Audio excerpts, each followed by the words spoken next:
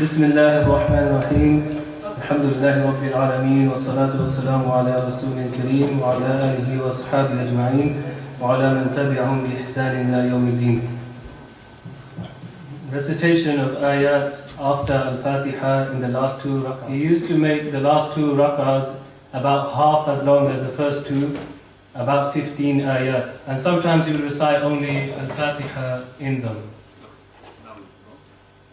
Footnote 8, Ahmad and Muslim, the hadith contains evidence that reciting more than Al-Fatiha in the last two rak'ah is a sunnah, and many companions did so. Among them Abu Bakr as-Siddiq radiallahu anhu. It is also the view of Imam Shafi'i, whether in Dhuhr or others, and of our later scholars, Abu Hasanat al-Laknawi took it in notes on Muhammad's al-Muwatta, and said some of our companions hold a very strange view in obligating a sajda sahu, prostration for forgetfulness, for the recitation of a surah in the last two rak'ahs. But the commentators on Al-Maniyya, Ibrahim al-Halabi, Ibn Amir Hajj and others have refuted this view extremely well. There is no doubt that those who said this were unaware of the hadith, and had it reached them, they would not have said so. بسم الله الرحمن الرحيم الحمد لله رب العالمين والصلاة والسلام على أشرف المرسلين وعلى آله وصحبه أجمعين وعلى من تبع هداهم إلى يوم الدين. The title that the Shaykh rahimahullah Muhammad Nasir Din Albani says قراءته صلى الله عليه وسلم آيات بعد الفاتحة. The recitation of the Prophet to Allah of some verses after the Fatiha في الأخيرتين, in the last two rak'ah. And he means by this, the last two rak'ah is followed by the Dhuhr prayer. So we are talking now, still talking about what the Prophet of Allah used to recite in the Dhuhr. And we said, if you remember, that the Prophet of Allah sometimes he used to make it so long that the person would go all the way to his house, relieve himself, go all the way to the Baqiyah and relieve himself, come back to the house and make wudu, and goes back to the Prophet of Allah, he's still in the first rak'ah. That's how he used to prolong the first rak'ah. Now, in this narration that the Shaykh brings, that he used to make the last two rak'ah shorter than the first two rak'ah by the nusf, half. And when we say that the Prophet of Allah used to make the last two rak'ah about the half, it doesn't mean that he recites the Fatiha. Automatically it means that the Prophet of Allah used to recite more than the Fatiha. So if he says he used to make it half, that means it must be more than the Fatiha. And we have the story of Abu Ishaq, and this is the kunya of Sa'd ibn Abi Waqqas radiallahu anhu. There's somebody talking there, I don't know, can you somebody, I could really hear some talks, and if it's possible, I mean, it's making noise. Jazakallah khair. So Sa'd ibn Abi Waqqas radiallahu anhu, his kunya is Abu Ishaq. And he used to be the leader of the prayer in Al-Kufa. And at the time of Umar al-Khattab radiallahu anhu, where he used to be the Khalifa, and the people complained that Abu Ishaq does not pray or lead the prayer properly. Umar al-Khattab called him in order to investigate. So he said, "O Amir al-Mu'mineen, I lead them in the way that the Prophet ﷺ used to lead them. I used to pray in the Dhuhr and the Asr, where I would prolong the first two rak'ah, and I would shorten the last two rak'ah. I would prolong the first two rak'ah, and I would I'd make it shorter in the second, and the third, and the fourth. So the first two rak'ah, long, and the last two rak'ah are to be shorter. So here, this as well, again, this one is again tells us that the Prophet ﷺ, he did not just recite the Fatiha, but also he recited in the last 2 rak'ah more than the Fatiha. But you need to make sure that most of your time, that the last 2 rak'ah shorter than the first 2 rak'ah. How short? Should be noticeable so much that it's almost half of the first 2 rak'ah. So that's how you lead the prayer. First rak'ah is longer than the second, normally. And the first and the second are longer than the third and the fourth, normally. So the first longer than the second, and the first and the second are longer than the third and the fourth. Also, this narration that our Shaykh Rahimahullah brings, that he used to recite 15 ayah, 15 verses. 15 verses, or you could say that the equivalent of 15 verses, that's more than the Fatiha in the last 2 rak'ah. And for the benefit of the hadith of Sa'd ibn Abi Waqqas, you remember that after he had taken Umar Khattab the steps of isolating Sa'd, he started sending for the masajid, asking how good was Sa'd. So Sa'd and Ammar ibn Yasir radiallahu anhu went to the masjid after the other. All of them, they said, he's okay except for one masjid. And that masjid, for the Absiyin, one person from the Bedouins, he said, if you ask us about Sa'd ibn Abi Waqqas, we believe that he has done the following. He does not pray properly, and if he divided the booty, he is not just, and if he rules, or if he goes in the Sariyah, he does not lead, he's a coward. So basically he's coward in leading the army, and also he is unjust when he deals or arbitrates between 2 people, and thirdly, he is not good in the prayer. When Sa'd, he heard this supplication, this accusation, he made a supplication against the man. He said, verily I'm going to call Allah against you with 3. O Lord, prolong his life. O Lord, make him to be poor. And the third one, O Lord, expose him to the fitna. And the man, according to the hadith narrator, got so old until his eyebrows went inside his eyes. That's how old he was. And he was after the woman. And whenever he was asked about this, he would say, the supplication of Sa'd had got me. This is the supplication of someone who's under what? Oppression. When the person is under oppression, that's what happened to that person, that his supplication will be fulfilled according to what the Prophet ﷺ said, that this supplication will be lifted above the clouds, and Allah Azza wa Jalla will talk to that supplication and say, بِعِزَّتِي وَجَلَالِي, by my might and glory, لَأَنْصُرَنَّكِ وَلَوْ بَعْدَ حِينٍ, I will give you victory, or I will respond to you even if it's after a while.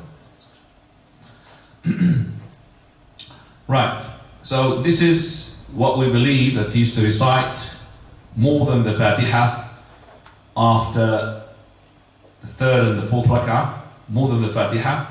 Some, as I said, they went as far as praying, making 2 sajdas if they prayed or they have made more than the Fatiha. And that is not right, we have said. And we discussed that issue, alhamdulillah. But is it sunnah or is it just permissible to pray with a surah after the Fatiha in the last 2 rak'ah? According to our Shaykh al-Albani rahimahullah, he says it is from the sunnah to recite a surah after the Fatiha sometimes. So it is from the sunnah to recite after the Fatiha a surah sometimes in the last 2 rak'ah of the Dhuhr and the last 2 rak'ah of the Asr. So this is something that you grab on with your teeth. You learnt it, that is to recite after the Fatiha in the last 2 rak'ah, whether it's a Dhuhr or the Asr. But sometimes, not all the time. So take that word, sometimes.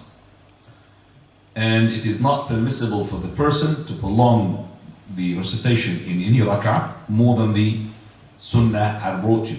That means it's going to be too much for the person who's old, too much for the person who is ill, or the woman or the suckling woman. If it's too much, it's not right to make it that long. So always satisfy the sunnah. Satisfy the sunnah, and the people Doesn't matter the complaint. Satisfy the sunnah. So that man complained about Sa'd and he was satisfying the what? The sunnah. Now, hold on.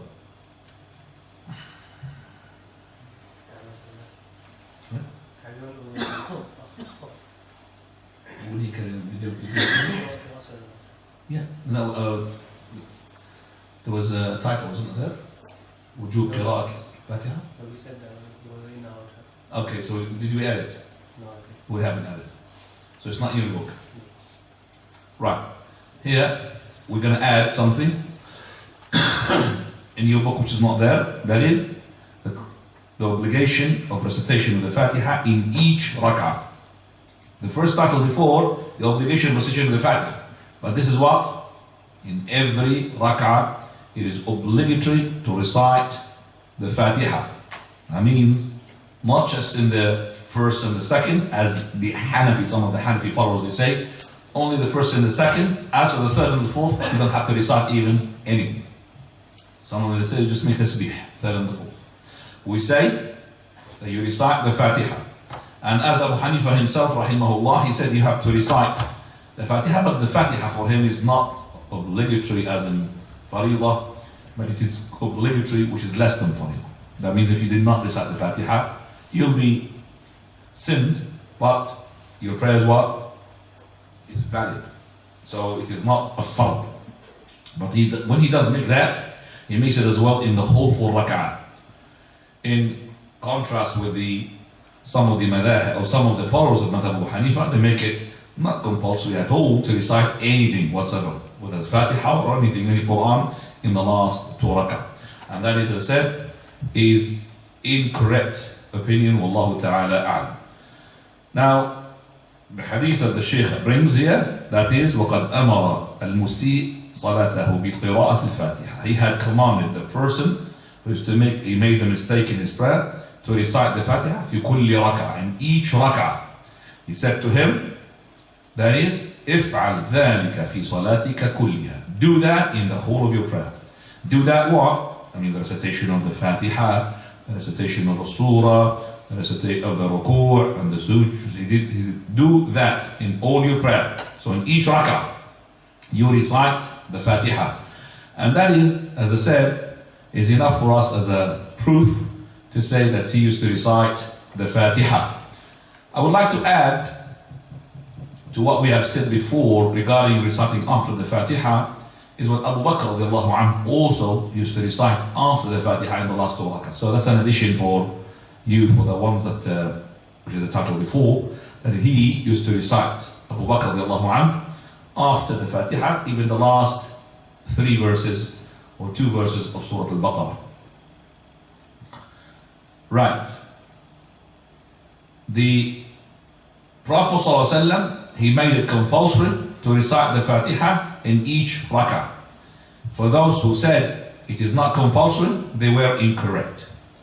And he used to make them to hear the recitation sometimes. He would recite it so they could hear it. Sometimes they would hear as well, سَبِّحِ اسْمَ رَبِّكَ الْأَعْلَى هَلْ أَتَاكَ حَدِيثُ الْغَاشِيَةِ. And he used to as well recite السَّمَاء ذَاتِ الْبُرُوجِ. And when he used to make it, to hear it, he would make it like a melody. So, سَبِّحِ رَبِّكَ الْأَعْلَى, and then he would go down. So there is like a recitation with a melody when he makes it up. So in order for them to listen to that recitation. And he used to sometimes recite, as we have said before, السماء ذات البروج, السماء والطارق, والسماء والطارق, والسماء ذات البروج. And we have mentioned that as well before, but this is as well the Shaykh had added here. And sometimes he would recite وَاللَّيْلِ إِذَا يَغْشَى and others. We're coming now to the Asr prayer. Fadl. Asr prayer. He sallallahu alayhi wasallam used to recite Al-Fatiha and 2 other surahs in the first 2 rak'ahs, making the first one longer than the second. Go ahead. And they used to think that he did it so that the people could catch the rak'ah. So what the companions thinking about why the Prophet likes to recite long in the first 2 rak'ah, they said maybe he wants to make the people to catch up with the rak'ah. That is why he prolongs the rak'ah. So it is from the sunnah as well, a recommendation for the imam, if he is in the rak'ah, and he knows that people are a bit late, to prolong it in order for them to catch up with the rak'ah. And that is in itself a proof to say that if you caught up with the ruku', you caught up with the rak'ah. So if you are in the ruku' as well, and people are entering the masjid, it is from as well the good thing with ta'awun ala birri wa taqwa, to help one another regarding achieving good righteousness. That is to prolong the ruku' in order for those people to catch up with the rak'ah. Now, He sallallahu alayhi wasallam used to recite about 15 ayat in each of the first 2 rak'ahs, about half as much as he recited in each of the first 2 rak'ahs of dhuhr. And he used to make the last 2 rak'ahs about half as long as the first 2. so the total time of the prayer of the Asr is almost half the total time of the prayer of the Dhuhr. But if we do that in these days, we'll end up with a very super fast Asr, because our Dhuhr is short already. Do you understand me? If we're going to apply what is being applied here, we're going to make our Asr about 3 minutes, because our Dhuhr 6-7 minutes and maximum 8 minutes maybe. Half of that is 4 minutes. That means it's running. So that is applicable if you apply the sunnah in the Dhuhr. If you apply the sunnah in the Dhuhr, that is to prolong it, then you make the Asr half. But if your Dhuhr has been shortened so much that even it's not fulfilling the right sunnah, then I wouldn't say to make your Asr half of that Dhuhr. You're going to end up maybe jeopardizing that prayer. So now these days, very hardly can be seen that the Imams are praying, and I'm talking about myself as well, leading in the prayer of the Prophet of Allah, because number one, we're falling short as well, and not really applying the sunnah. But there's another issue as well. We feel that there are guns pointed at our backs when we pray. It's like we fear what's going to happen after the prayer. And I mean what I'm saying. I mean, who's going to be what? Firing after the prayer. Who's going to say that? Whoof! I mean, you could hear some of the people when you recite the Quran, even if it's reciting loudly, some of them they cough without the reason of needing to be cough. And the Imam, he counts the coughing as well when he's listening. He's counting how many coughs and is that cough true or not while he's reciting. And it annoys him when he realizes that that person is coughing is not for the sake of coughing, because he wants what? The Imam to make ruku'. Fear Allah, ya fear Allah. And how do I know that? It means the coughing while I'm reciting, when it goes to ruku' and sujood, doesn't do anything. You're clever enough, keep coughing. That's how it's being figured out. Lord, I'm not giving you a hint here how to fool the Imam. But this is haram. Haram. Imagine an Imam reciting Quran, is behind you somebody like this. What is the Imam going to recite? What is he going to recite? He's going to call Wallahu A'lam. It's like it. So if you have proper illness with coughing, don't pray next to the Imam al-Salah, even really far on the side.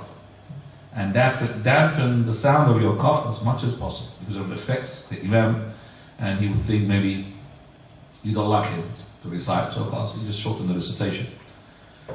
And you'll find that, subhanAllah, when we listen to the reciters in the main reciters these days, and you listen to them, they are praying in thousands of people in their masjid, not a single cough there. Have you noticed that? It's like they pick and choose who's going to be behind the Imam. SubhanAllah, not even there. Imagine somebody being coughing, then somebody will say to them, please, can you just move away from the Imam? And it looks like that there are people with these Imams, they go in the first rows. There are particular people, they don't allow anybody. Because they want to be reciters, or they want to be people who are not really messing about. Okay, you might go to the end of the row, but not in there behind the Imam itself. Now, تفضل. He used to recite Al-Fatiha in the last 2. تفضل. He would let them hear an ayah or so sometimes.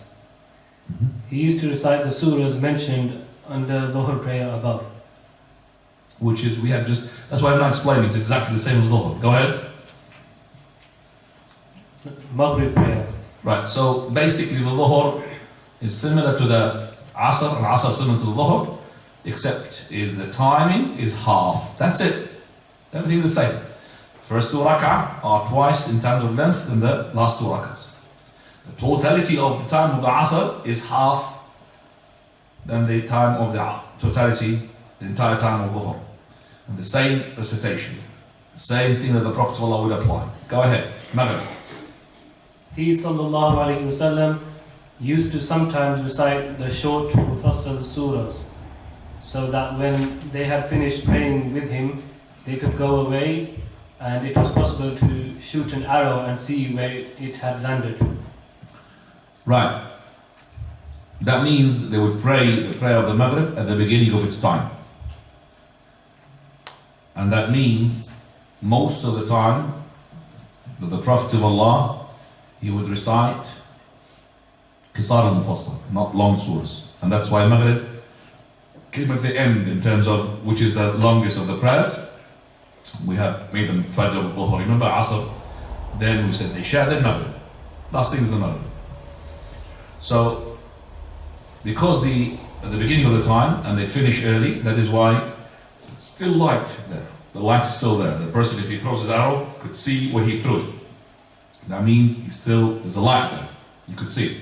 Now, Qisar al-Mufassal. We explained before, Mufassal starts from Surah Qaf. And also we have said that Mufassal has got Qisar and Tuwal and also Awsat. And I don't know if I've given you the Awsat or not, but I'm going to give you now what some of the scholars have believed. They say that Tuwal al-Mufassal, some of them they say, rather than what we have said before, it's actually Tuwal al-Mufassal is not the first 7 surahs, but actually all the way to Juz' Amma. So all the way to Amma is called long. From Amma to Surah Al-Duha is called Awsat. From Surah Al-Duha, the end of the Quran, is the short, Qisar. So we've got Tiwal, and this is as well some of the opinions, and I'm giving you what is the most of the agreed opinion. So number 1, we said Al-Mufassal, Surah Qaf, onwards. Even they're different about, is it from Qaf or not? Some of them say from Hujurat. From Qaf to the end. The Tuwal, and the Qisar, and the Wasat. Tuwal is all the way from Qaf to Amma. The Awsat from Amma to Al-Duha, and from Al-Duha downwards is called the Qisar. So if the Prophet of Allah used to recite most of the time in the Maghrib from the Qisar, those are the Qisar that we talked about, from Al-Duha. Also he recited, go on, in a journey. Once while on a journey he recited Wat-Tini wal-Zaytun by the fig and the olive in the second rak'ah. Go ahead. But sometimes he would recite the long or medium mufassal surahs. Yeah, I think you just keep it away from the fan. Just move it a bit, that's all. Sometimes he would recite the long or medium mufassal surahs. Hence he would recite those who disbelieve and hinder men from the path of Allah.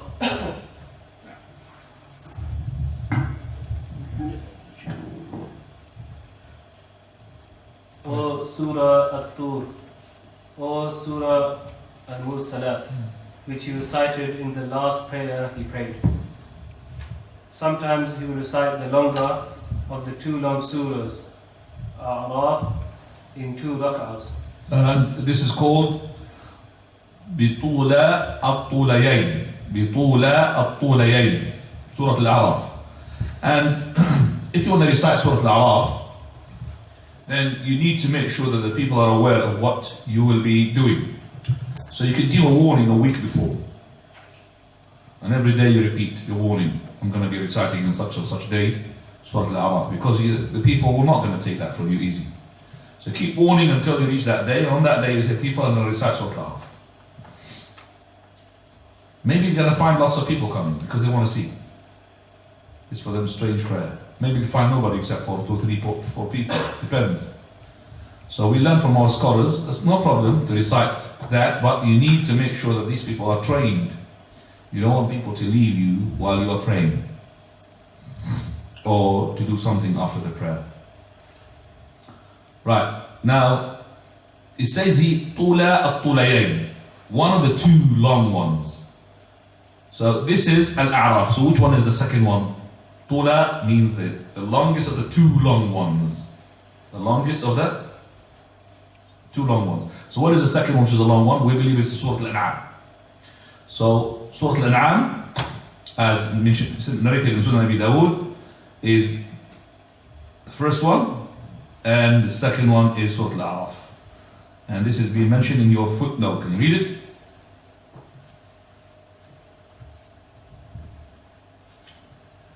Called At-Tulayain. Yeah.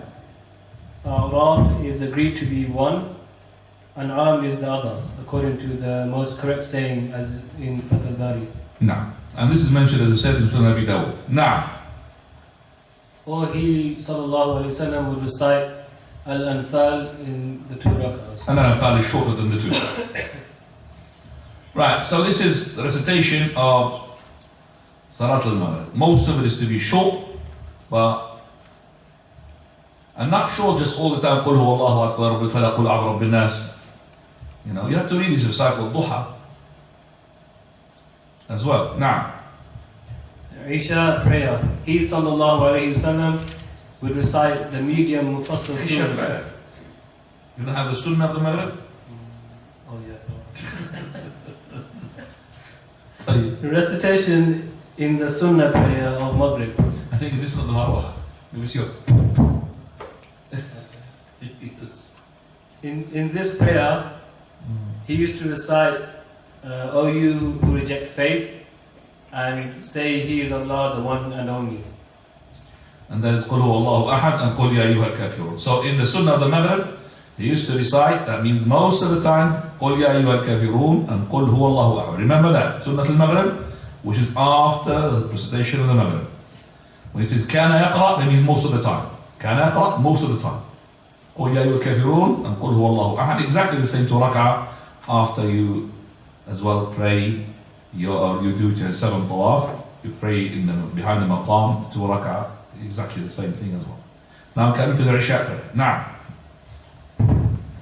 Isha prayer. would you like to have my microphone?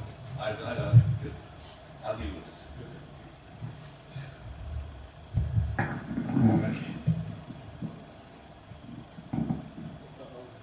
We would just keep the Go.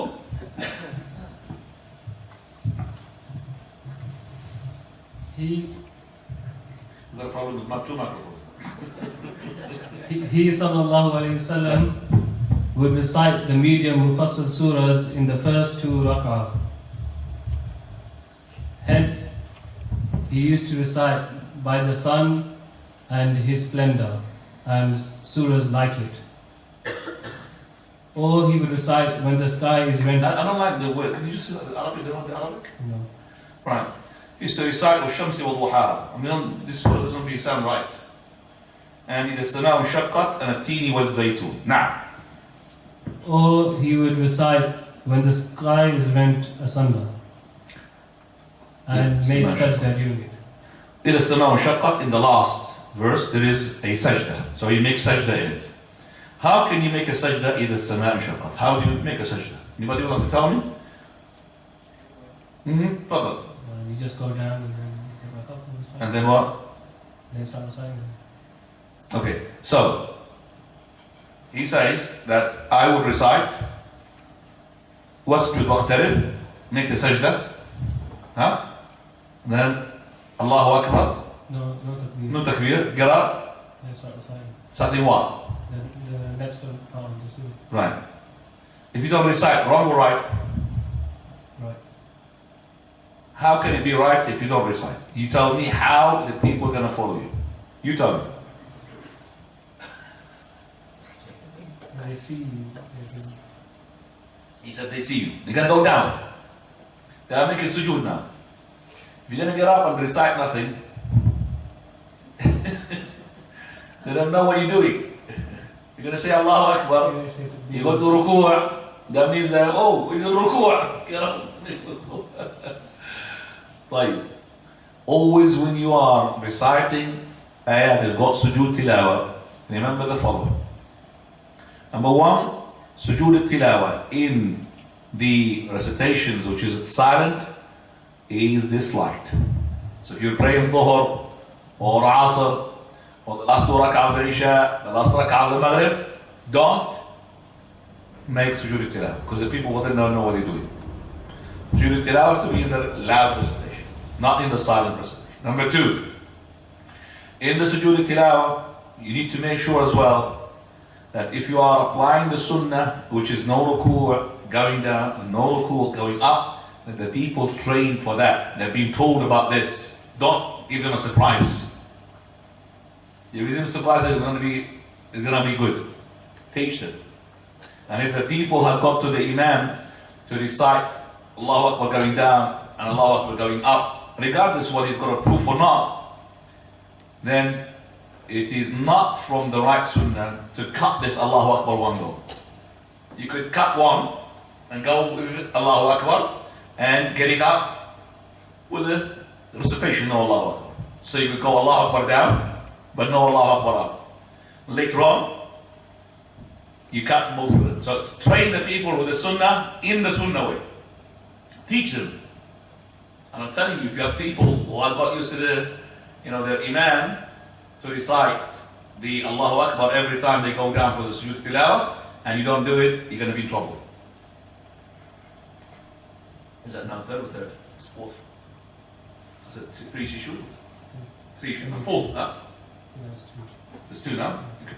Third issue regarding the sujood tilawah is that if the people are trained, I don't need to tell the people that there is sujood tilawah in the first or the second rak'ah of my recitation. Like the people, remember, they do in the Taraweeh. Why do they do it? For two reasons. Number one, that there are people like the sisters who cannot see the brothers. Because they can't see the brothers, they don't know what they're doing. And this is not from the sunnah as well to have the sisters totally isolated. They have to be behind the men. But because of too much fitna, they have made this segregation, which is, it's not really right. Because if you could see them in the haram they're totally together, men and women. What's the difference between haram and Masjid Luton? Luton Masjid is more piety than haram.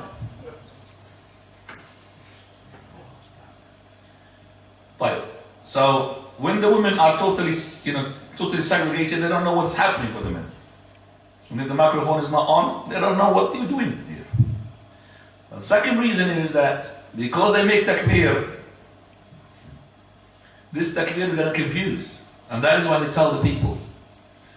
Because they make takbir and they don't tell the people, they don't know whether you're making sujood tilawah or not. They're going to go to ruku', or what are you going to go to what? Sujood. They're going to realize as soon as you get up and you say Allahu Akbar, oh, it was not ruku' because it's ruku', you would have said Sami Allahu liman hamidah. And that's a confusion. They missed already the sujood tilawah.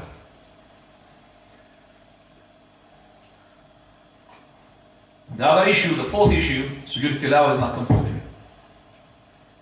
It's not compulsory. So you don't have to make such a tilawah.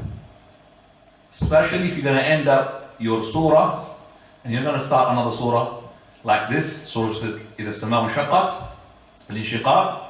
If you're going to end up with sajda, then what? If you're going to end up with sajda, then what? Don't do the sujood tilawah. But if there is any ayat, if you like Surah Al-Inshiqaq, there is like 2 or 3 ayat after that. But if there isn't a sujood tilawah after that surah, then I would recommend for you to recite something. قُلْ هُوَ اللَّهُ أَحَدٌ. I think I apologize for you because something wrong with the microphone itself. I don't know what to do to it, but I'll try now like this. Maybe it'll work. No. So the Surah Al-Inshiqaq, there is 2-3 verses after that. But there's a surah which is at the end where there's a sujood tilawah. Which surah it is? So we say that if it is the last verse, I would say I urge you recite Qul Huwallah. If it's Surah Al-Inshiqaq or other surahs where there is another verses, please go up and make another recitation. Don't confuse the people. Wallahu ta'ala a'lam. Now going back, and he used to recite in his journey, Wattini was Zaytun. Go ahead. Yes? After Inshiqaq.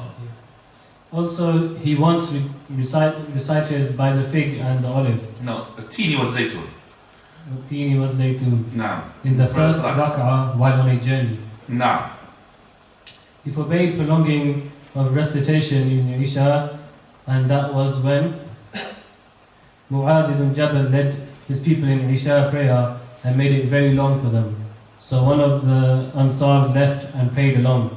When Mu'adh was informed about this, he said, "He is surely a hypocrite." When the man heard of this, he went to the Messenger of Allah sallallahu alaihi wasallam and told him what Mu'adh had said. So the Prophet sallallahu alaihi wasallam said to him, Do you want to be on who causes a lot of trouble? What? I think this is. Do you want to be one who causes a lot of trouble? One who causes, yes. When you leave, Are you a troublemaker, basically? No. When you leave the people, recite وَالشَّمْسِ وَضُحَاهَا or سَبِّحِ اسْمَ رَبِّكَ الْأَعْلَى. اقرأ باسم ربك الذي خلق والليل إذا يغشى. نعم. Because the old and the weak and those who have a need to fulfill pray behind you. Very good. I think we've explained Hadith of Mu'adh. I don't want to explain it again. Hadith Jabal is being explained properly. Yes? Yes. So we're going to pass on to the Salatul Layl. Night prayer, the Tahajjud. He sallallahu alayhi wasallam would sometimes recite loudly in it and sometimes quietly. We have as well explained that. And we said the sunnah is to be tawassul, in between. Now, He sallallahu alayhi wasallam would shorten his recitation in this sometimes and lengthen it sometimes, occasionally making it so exceedingly long that Abdullah ibn Mas'ud radiyallahu anhu once said, I prayed with the Prophet sallallahu alaihi wasallam one night, and he carried on standing for so long that I was struck by a wrong idea. He was asked, what was that idea? He said, I thought I would sit down and leave the Prophet sallallahu alaihi wasallam standing. right. So here, Abdullah ibn Mas'ud, he joined the Prophet of Allah in the night prayer. We need to ask ourselves, is this the night prayer of Ramadan? No, it is not. So if it is not the night prayer of Ramadan, is it then permissible for us to make jama'ah in the witr prayer? Well, it seems to be that there is a jama'ah here. But did the Prophet of Allah pre-hand or pre-prepare this jama'ah and he said, let's make a jama'ah? No. Prophet of Allah, he started his night prayer. And Abdullah ibn Mas'ud happens to be there and he had seen the Messenger of Allah. And when the Prophet of Allah, he prayed his night prayer, which is the Qiyam, he did not tell Abdullah ibn Mas'ud before he started that we're going to make a jama'ah. So no problem if somebody started his night prayer and somebody had joined and it became a jama'ah. So he, with the Prophet of Allah, prayed together and there is nobody there. But when you pray with somebody together, you pray neck to neck and feet to feet. There is no going back slightly, as some of the madhahib would say. He said that the Prophet of Allah kept standing up. Now, Abdullah Masud did not mention to us what sort of recitation he was reciting. What was the qira'ah? He said, I almost thought of doing something su. Su means something bad. I almost thought about it. So when he was talking to his companions, what was that thought that came to your mind, O Abdullah, and you thought this was really bad? He said, I almost left the Prophet of Allah standing and I sat. Now that tells us a number of issues. Sitting down in the voluntary prayer is permissible.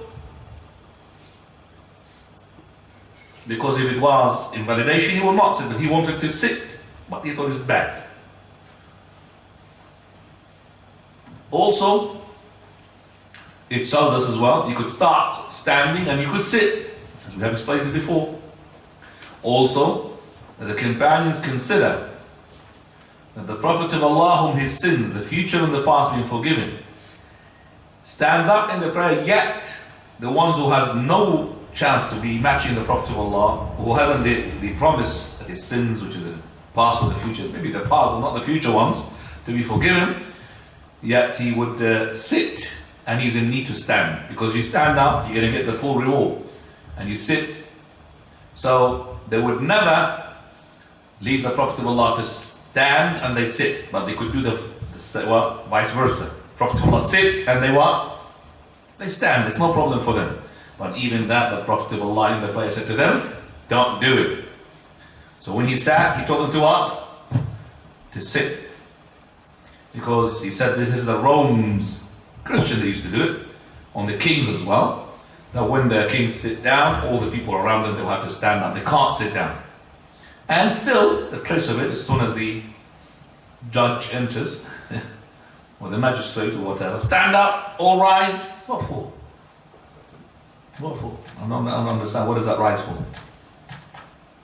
So there's an etiquette, which is, where is it borrowed from? It traces itself from those things. As soon as the king comes in, so the judge, queen comes in, all rise. Why? Prophet of Allah doesn't like anyone to rise up for him, to stand up for him. Who are these people? Whether they are the king or the queen, or the judge or the judges. Well, we don't stand to anybody. It is because of this is our deen. We don't bow except to Allah subhanahu wa ta'ala. So mashallah, so no mashallah, we don't bow to each other. That's not really our greeting. And we have to take that on board all the time. Now in your court, it depends upon how courageous you are and how.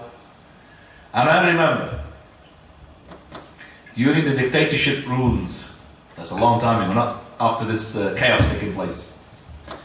When the national anthem takes place, everybody has to what? Rise. And everybody has to what? Clap. I don't know if you've seen these days or not. Have you seen these days, anybody? Have you seen these days? No? You didn't live these days, so you don't know what I'm talking about. I live these days. When the national anthem comes in the school, or when the flag is going up to play the national anthem with the music, we have to stand up. And if we don't stand up, following day will be the secret police in the department questioning us, why didn't you stand up? Until alhamdulillah now these days scrapped. It's scrapped. Because of not two issues, too much looseness. A bit loose, so they don't care about the king. Number two as well, there is a lot of alhamdulillah knowledge in the deen, and the people, they know that this is all of it really hypocrisy. All these people who rise up, those are the ones who have made the coup against the king. Right, coming back, we learned that also Abdullah ibn Mas'ud is close from the Prophet ﷺ to pray with him that night. And we learned as well that the Prophet of Allah, he had prolonged those 2 rak'ah so much that Abdullah ibn Mas'ud, who is a companion, couldn't take it. Abdullah ibn Mas'ud is not a normal companion, by the way. He was a shepherd are very, very strong. For him to get tired, that means we must be what? Really long 2 rak'ahs. Patient man is. Now coming to Hudayfa. Now. Also Hudayfa ibn al-Yaman radiallahu anhu said, I prayed with the Prophet sallallahu alaihi wasallam that night when he started Surah Al-Baqarah. So I said to myself, he will make ruku after 100 ayat. But he carried on after that. So I thought he will finish it in 2 rak'ah. But he carried on, so I thought he will make ruku when he finishes it. Then he started Surah Nisa and recited it all. Then he started Surah Al-Imran and recited it all. He was reciting slowly. When he came to an ayah in which there was glorification of Allah, he glorified Allah. At an ayah which had something to be asked for, he asked for it. At mention of seeking refuge, he sought refuge with Allah. Then he made ruku' to the end of the hadith. Finish? Yeah. No. Also, one night when he was ill, he recited the 7 long surahs. Jazakallah. Footnote, read it. Abu Ya'la wal-Hakim musahahu. Then it says here, Ibn al-Athir. Ibn al-Athir says the 7 long surahs are Baqarah, Al-Imran, Nisa, Ma'idah, An'am, and A'raf. And At-Tawbah. And At-Tawbah. Hudayfa ibn al-Yaman radiallahu anhu, a man who is known to be for 2 things. The holder of that secret of the Prophet. What was the secret about? The name of the hypocrites. Prophet to Allah, he said that those people, if they die, don't pray upon them. And that is why in the reign of the Khilaf of Umar, and even before that, Umar used to look at Hudayfa. If he prays on that man, he prays. If he doesn't pray, he will not pray. And he used to take even the Hudayfa ibn Yaman's hand to each prayer. If Hudayfa let go of his hand, then Umar will not pray that prayer on that person. Also, Hudayfa is known for the fitan hadith. He is the one who narrated for us the longest khutbah ever made by the Prophet of Allah. From the Fajr up to Maghrib. Khutbah, one go, 12 hours. So Hudayfa ibn Yaman is trained for long khutbahs like this, 12 hours. But he was sitting down. Sitting down is different from what? Standing up. And it was non-stop khutbah. Khutbah, and then after that dhuhr, then again after khutbah, then after that asr, then after that khutbah until Maghrib. From Fajr up to Maghrib, this is the khutbah in which the Prophet ﷺ mentioned all tribulations, fitan, takes place from his time until the Prophet ﷺ, until the day of resurrection. He says, I prayed one day with the Prophet of Allah, a night. That means he prayed more than one night. He was there. And then he said he started with the Baqarah. That means Hudayfa ibn Yaman, he knows the Baqarah. He's one of the memorized the Quran. Because if he doesn't know the Baqarah, he doesn't know what he, like that boy, he doesn't know what he recited. Mu'adh ibn Jabal. So he knows in the Baqarah. So he soon he recited Alif Lam Mim ذلك الكتاب لا ريب فيه. That word لا ريب فيه means البقرة خلاص.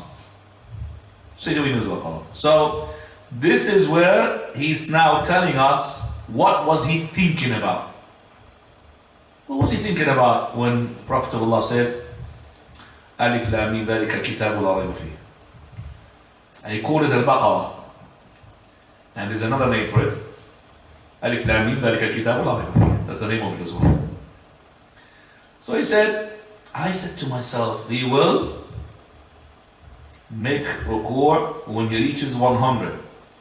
That means they could count as well the verses, companions. If he said that, then there's a reason. That means he was like giving an encouragement for himself to keep up with the Prophet of Allah.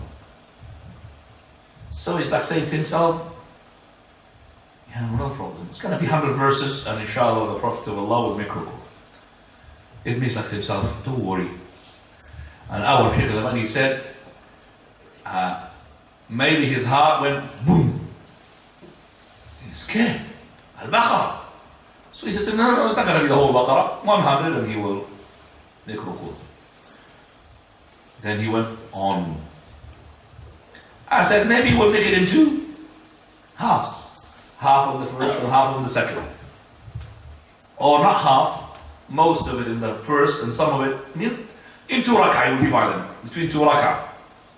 Which means the person can recite part of the surah in 1 rak'ah, half of the surah or more, and then continue in the second rak'ah But the Prophet of Allah went on.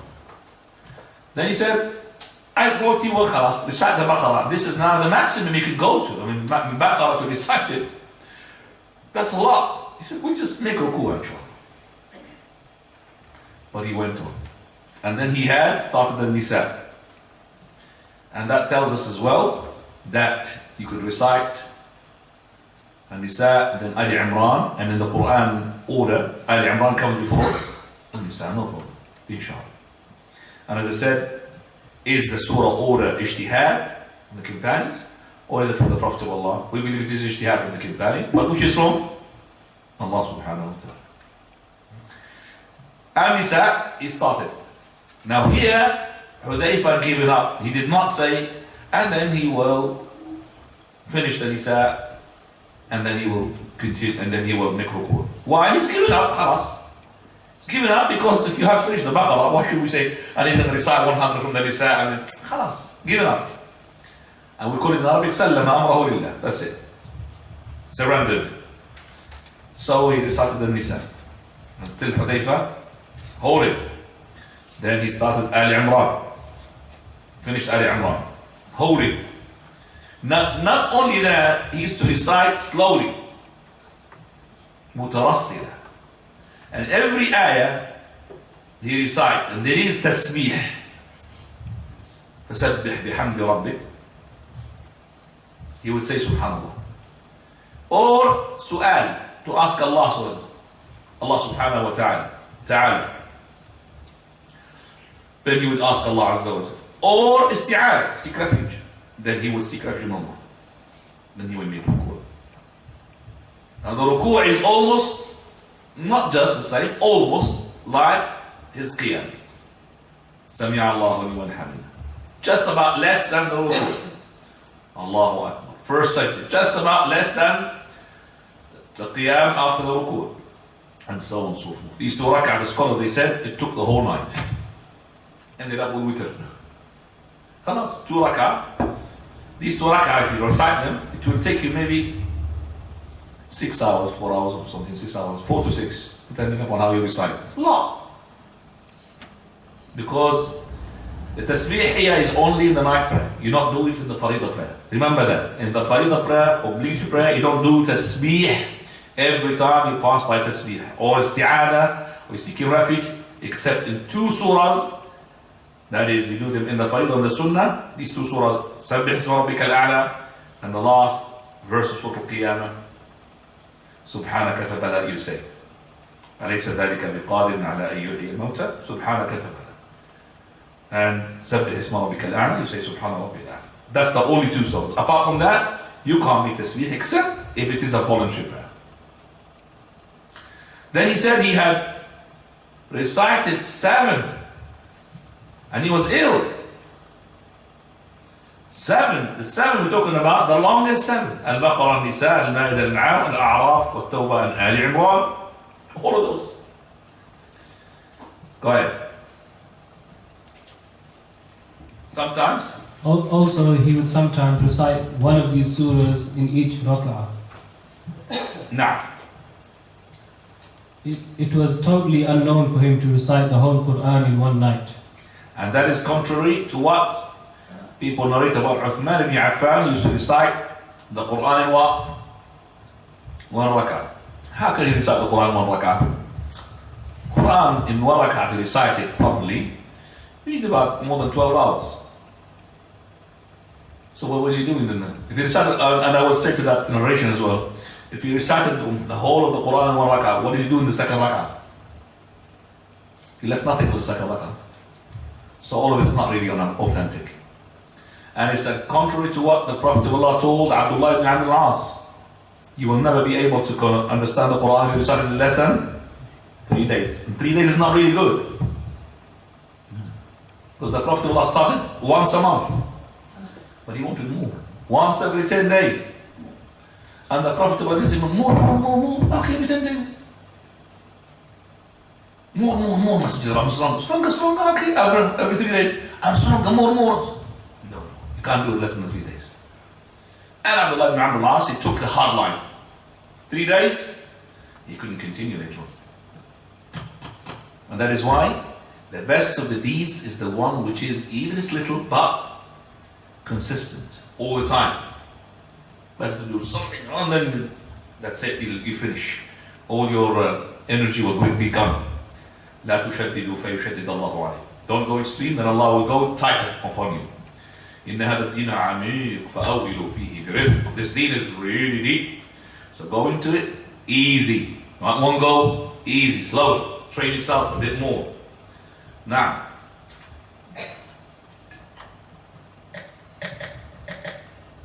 in fact, he did not recommend it for Abdullah ibn Amr radiallahu anh when he said to him, recite the whole Quran in each month. I said, I have the power to do more than that. He said, recite it in 20 nights. I said, I have power to do more than that.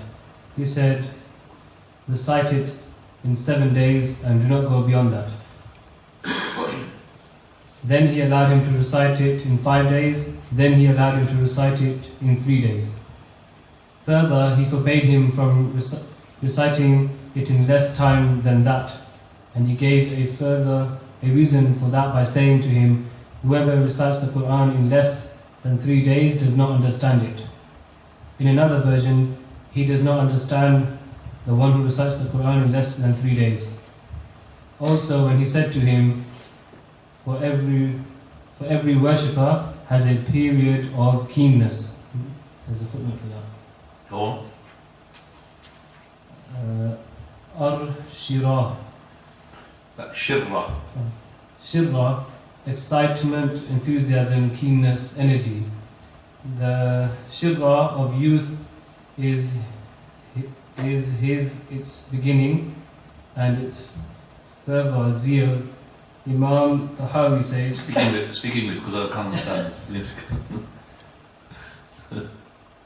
this is the zeal / fervor of the Muslims in their actions which bring them nearer to their Lord. However, they are bound to fall short and leave some actions which they began due to this zeal.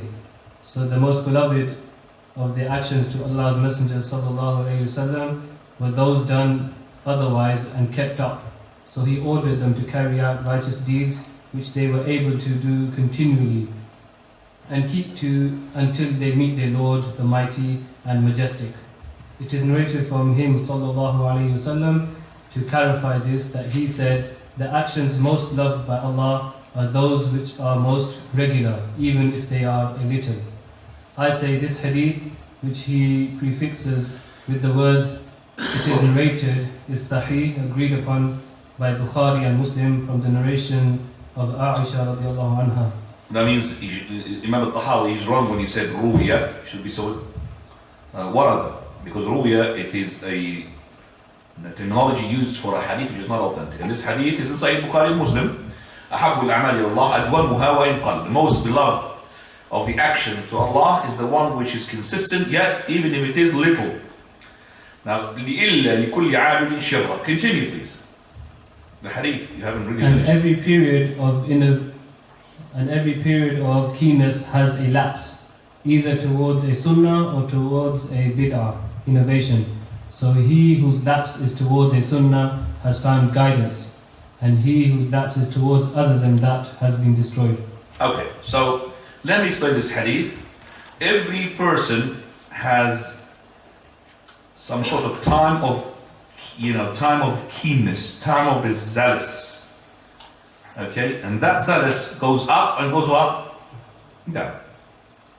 If it goes up, definitely you're going to be, mashallah, and your salah, and your fasting Monday and Thursday and all of that, mashallah, because it's really up.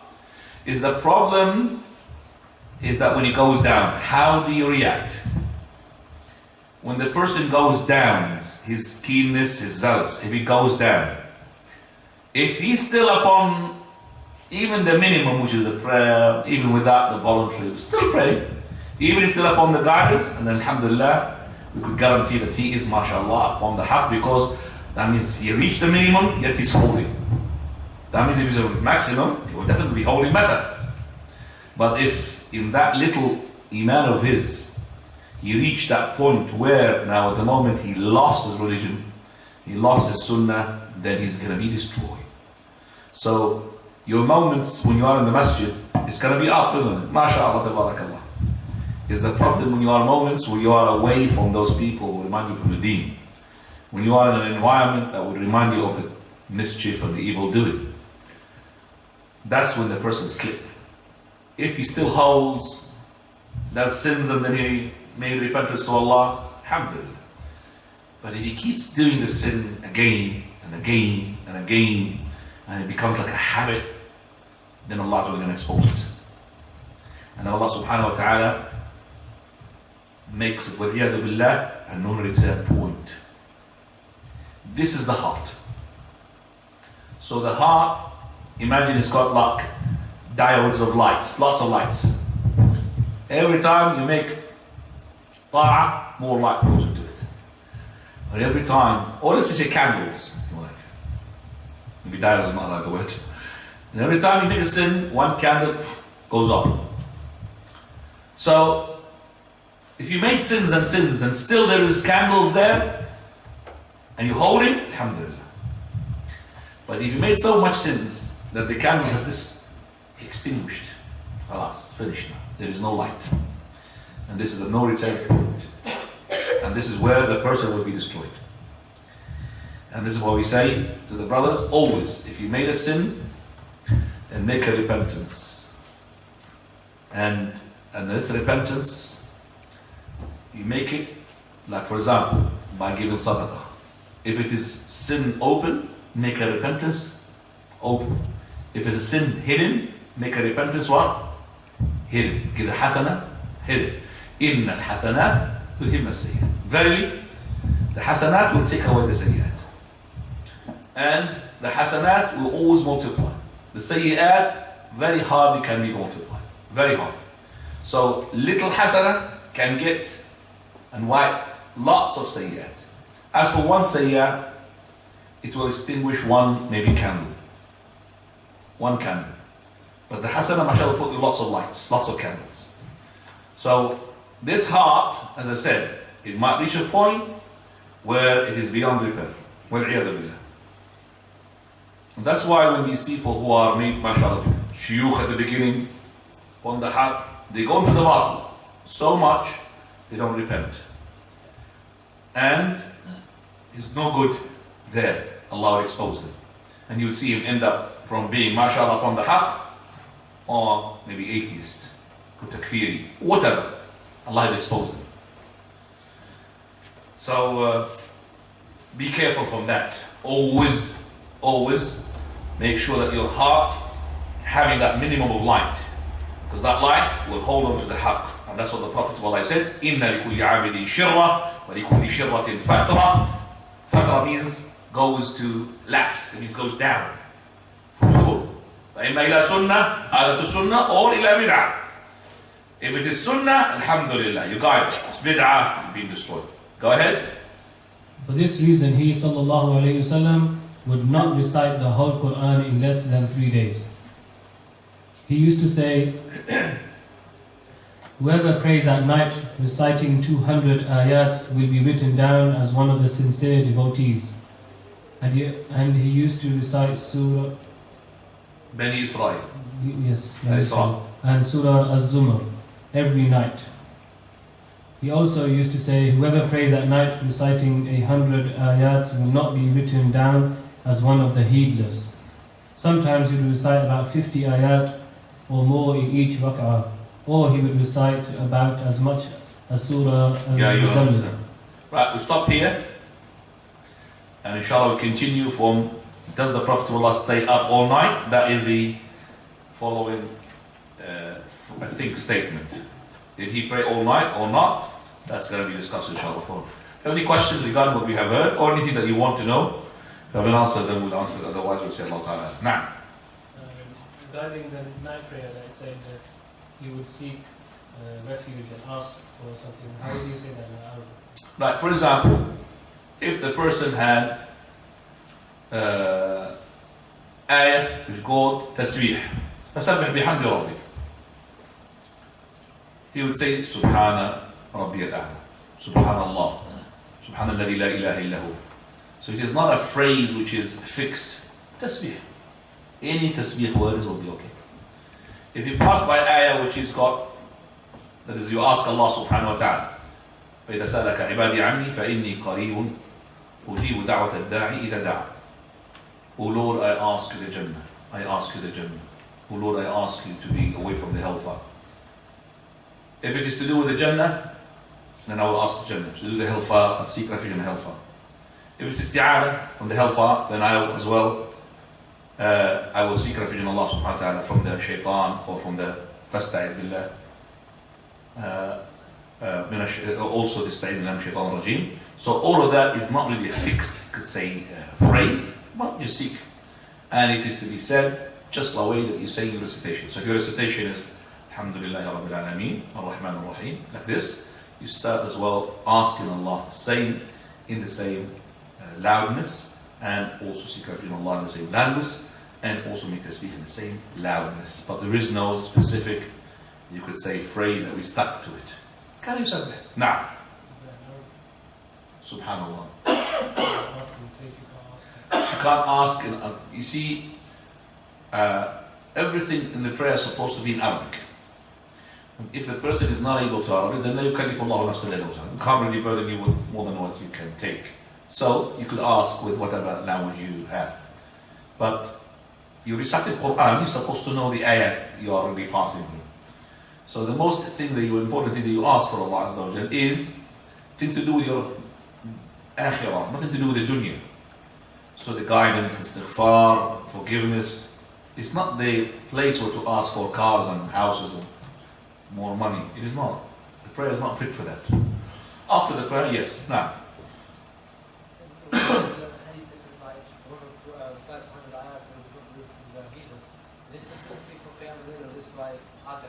No, it is for the Qiyam al-Layl. It is for the Qiyam al-Layl. And because in the other in the other prayers, you're not supposed to recite, that much, 200 ayat. People will leave you in the prayer. No, in the prayer. The prayer, man salla. It has to be in the prayer. So in the prayer. As for the reciting the Quran, is you can get a reward for the Quran, and if each letter is called 10 hasana, 10 hasana. But this one is not going to be written from the heedless.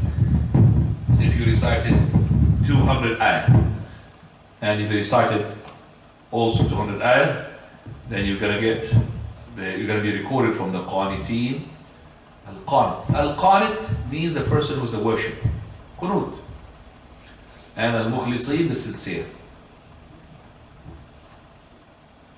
Now, and it's by the way, it's one night. It doesn't say every night. Man salla fi layla. Just one night. Now. It's mentioned that if you go to relieve yourself in Baqiyah and come home and meet it, does that mean you can relieve yourself in a graveyard? Baqiyah here, it doesn't just mean Baqiyah means the graveyard. Al-Baqiyah means the open space, because the graveyard was in that open space. And Baqiyah is called Baqiyah al-Gharqad. Okay, that area. And the companions used to go from that side where the Baqiyah, but it's not in the cemetery, but it's a low land. Low land because nobody can see them. Now, no, you're not allowed to go on. I mean, how can you do that next to a grave and do it? I mean, I don't have the guts to do that. How can the people do that? In terms of respect or in terms of the people of fear? As a spooky something comes up to them, people will be scared.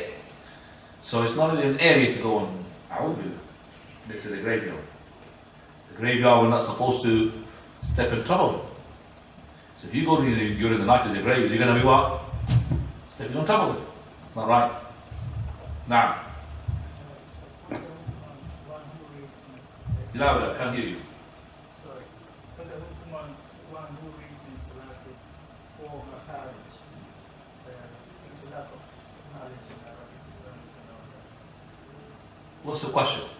Is it allowed to recite the Quran without the Makharij? No, one who reads with four Makharij. With four Makharij? Yeah. Use a lot of knowledge. Yes. What's the hukmah? What is the rule regarding that person? Because you mix in Arabic and English, it doesn't really. Go speak English better. What's the hukum? I don't understand the hukum. It's hukum, I don't have. So always put the English in better, or the Arabic if you are an Arab. Makharij, it means the articulation point. So a person who does not master the makharij, that means the ha, okay, the dha, za, like this. This is makharij. What is the ruling regarding this person and his question reciting Quran? Yeah? Well, this is a wrong recitation. And the person needs to learn how to make the makharij correct. Now, if he's reciting in front of a teacher and the teacher is correcting him, it doesn't matter how many zas or ha he says, because the teacher will correct him. But to start reciting at home, and you know that you are not good in recitation, you make a fatha dhamma, dhamma kasra, bish, shish, and what do you call bish, and zer, and zabar, all of those, you mix it up in this and you mix it in the letters, you're going to make kufr in the ayat. You're going to be reciting kufr. Some of the verses you're going to twist it to so much that it will sound horrible. So you're asking kufr. So you're not allowed to do that. If you don't really know the makharij, then just recite not recite, learn the meaning of the verses. As for the recitation, leave it with some when you are with somebody. Unless you mastered one surah. So start with the surah, little one. Inna a'tainaka al-kawthar. That's it. One verse, master it. The second verse, master it. As for the recitation, when I teach the Quran, the brothers, they know. We have given you so many examples of people that make horrible mistakes. It's unacceptable. Some of them they make laugh. Because the brother doesn't know what he's saying. Now, brother. Talking about the person who prays the Isha and then he prays the Witr. Then he goes to another masjid to pray Isha again. If a person had prayed the Isha and then he prayed the Witr and he went to another masjid, he may pray after that Isha. No problem. With them, the Jama'ah. No problem. Because the Witr, first of all, in itself, that any person who prayed the Witr, he may pray 2 rak'ah. That's number one. Number two, any person who prayed Witr and he did not plan already to go to another masjid, but it happens to be another masjid, no problem to pray after the Witr. The Witr is to be the last of your prayer, that is the last of your prepared plan to be the last prayer. But if you have something had happened, like I'll tell you, that's a real example. A person before the beginning of Ramadan, he thought that tomorrow is the last day of Shaban. And the call for it to be Ramadan was very late. Did you hear him say Alhamdulillah? Okay. Good.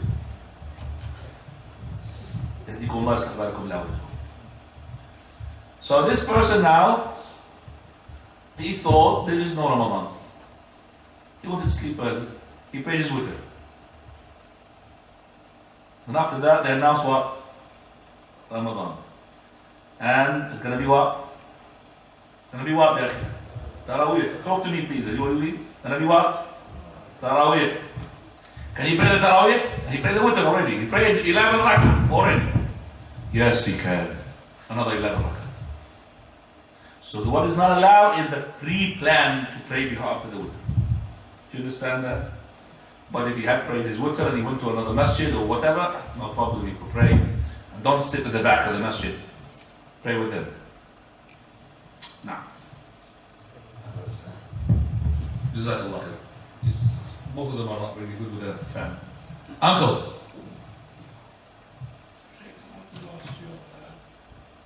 Allah, uncle, you have to go a bit closer. Or somebody will give you a question. Go ahead.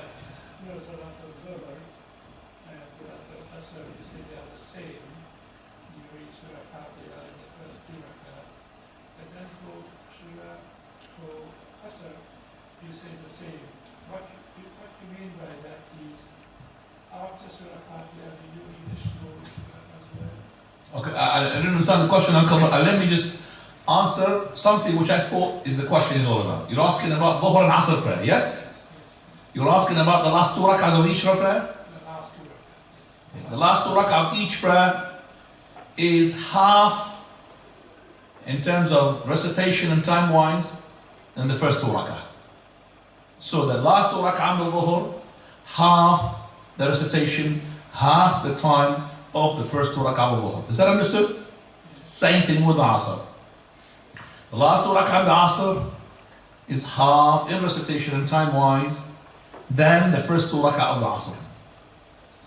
But when we add the first 2 rak'ah and the last 2 rak'ah of the asr, they are supposed to be half the total time of the 4 rak'ah of the dhuhr. Okay? Is that understood, Uncle?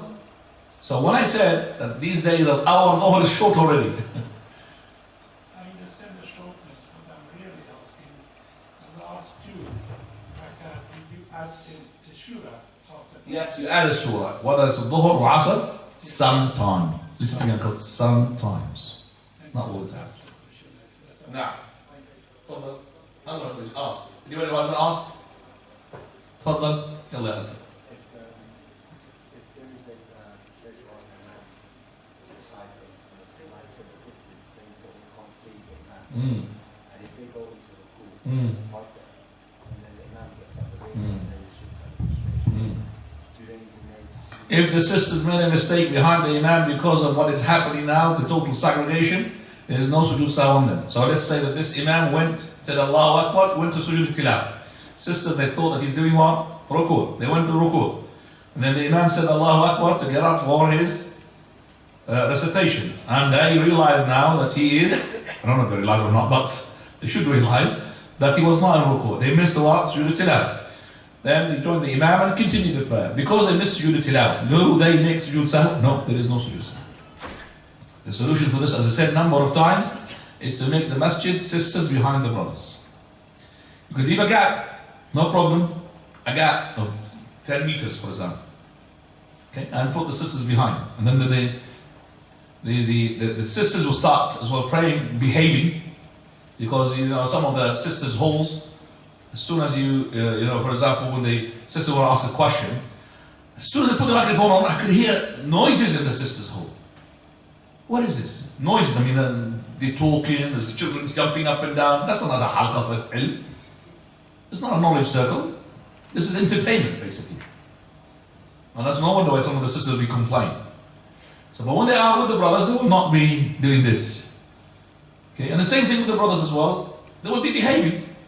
I mean, there is a mixture as well, not just in the, I mean, you have subhanAllah in the masjid where you're going to be behaving, you're not going to mix, there's no mixture, I'm just saying, behind. You will be doing naughty things, and in the markets you'll be okay. In the markets in the mixture, isn't it? Each person's got his own wife or whatever, and they go in the market, and other people can see that. So, this total separation between the brothers and the sisters, I am not really behind, I'm not really with it. If there is a door for the sisters that could come in, then we could apply the hadith of the Prophet of Allah, Sharru Sufuf al-Nisa, the worst of the rows of the women is what? The first ones. So when they come, they start lining up from what? From the back. And the one that comes, the front of the back row, they go a bit closer, because they're going to get closer to the men, it's the worst. But this way, you can't apply the hadith. It's for them, it's the same as men. Meaning, the best of the rows for them is the front, and the worst is the back, because it is separation. So it does not apply to them now the best of the rows at the back. Okay? And I know for a fact that what is the difference between a sister behind these doors listening and a sister, she's at home, mashallah, listening to a YouTube or whatever. Same thing. I mean, what is the difference between a sister praying behind the radio and a sister praying behind the sound of a microphone? Do you understand what I'm saying? Yes, this is legitimate and the other one is not really accepted. But in terms of what, the sisters are totally isolated here. They're listening to you through what? Machines. So if somebody's going to argue with you, what was the difference between a machine here to the other room and a machine to the house? So now they start making the prayer, jama'ah with the imam in the masjid through what? TV link up. Which is not allowed, of course. But they're going to argue with you, what is the difference?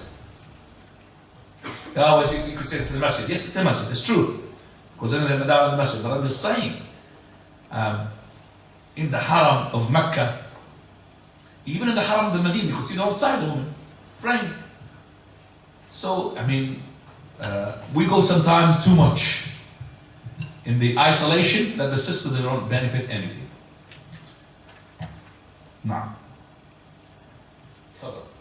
regarding the Asr, we mentioned it's half the length of the Dhuhr, but it says you recite the same surah as the Dhuhr. So how would the first rakah be half the length? sorry again. He said for Asr he used to recite surahs mentioned in the Dhuhr. So how could the rakah be half? He used to say, recite surahs what? Mentioned under the Dhuhr. Yeah. So how would the first rakah be different if it was... This is talking about the normal. It's not talking, we're not really, brothers, when we say these things, we don't really say that it has to be every day like that. Plus, the Dhuhr, if you recite it, for example, longer surah, let's say Surah Al-Nahl, or Surah Muhammad, الَّذِينَ كَفَرُوا. Surah Muhammad. So in the Dhuhr you recited that. So in the Asr, in that particular day, you recite something that the Prophet recited in the Dhuhr, but different surah just have. Do you understand? It's really easy to accommodate for that. But remember, I'm not really timing myself. 30 minutes in the first 2 rak'ah, that means a minute and a half. Don't be fussy like that. It comes by what? Natural instinct of yours. Just try to make your second 2 rak'ah, third is the first, the last 2 rak'ah shorter than the first 2 rak'ah. It's being instinct. People will even learn from you. It becomes like you are the time machine inside yourself. It'll be a timing machine. So it's not to look at the time, 3 minutes, 2 rak'ah, then 1 minute and a half is going to be the last 2 rak'ah. That's not right. And I'll be bothered now about 8 minutes now on time, and don't do that. You are in the prayer, khushu', total. So you are in khushu' and learning what is in the prayer, and you are applying the sunnah of the Prophet to Allah, and it becomes training session, and becomes your muscle, inshallah. Last question, please. Last question. Fadal. There's a question there? اخوانا مو قرب شوية. تعال. We joined an imam and he made a mistake. He was praying 4 rak'ah and he prayed 5 minutes. No. And he prayed 4 with him. We finished with him on 4.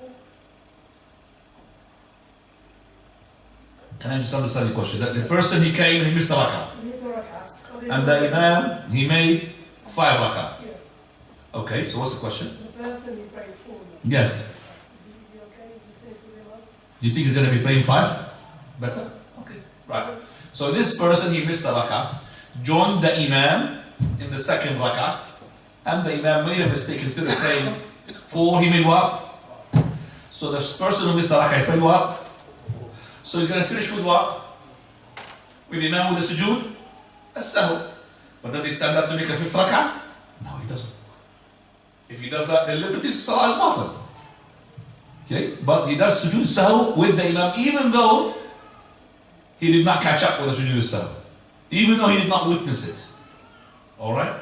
Then he does it with the sujood sahu. Now. سبحانك اللهم بحمدك أشهد أن لا إله إلا أنت أستغفرك وأتوب إليك.